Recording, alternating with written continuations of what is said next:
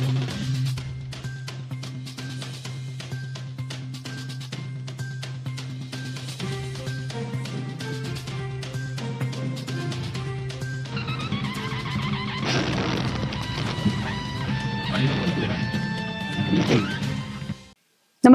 आपण पाहता हिरकणी न्यूज.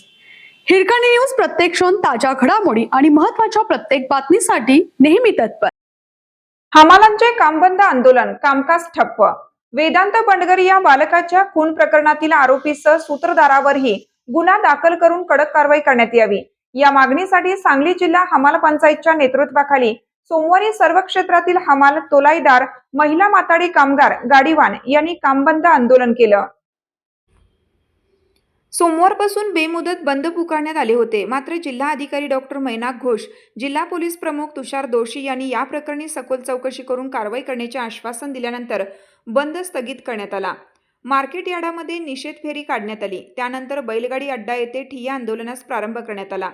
या कामबंद आंदोलनामध्ये महाराष्ट्र राज्य हमाल मापाडी महामंडळाचे सरचिटणीस आप्पा खताळ धुळे, राज्य संघटक व पुणे हमाल पंचायतचे अध्यक्ष गोरख मेंगडे, उपाध्यक्ष दत्ता डोंबाळे, खजिनदार चंद्रकांत मानकर, महामंडळाचे खजिनदार हुसेन पठाण, सर्व पुणे, भाजपा नेते पृथ्वीराज पवार आदी सहभागी झाले होते. यावेळी जिल्हा उपनिबंधक सुनील चव्हाण, बाजार समितीचे सचिव महेश चव्हाण, चेंबर ऑफ कॉमर्सचे अध्यक्ष अमरसिंह देसाई, संचालक विकास मगदूम आणि हमाल पंचायतचे पदाधिकारी उपस्थित होते.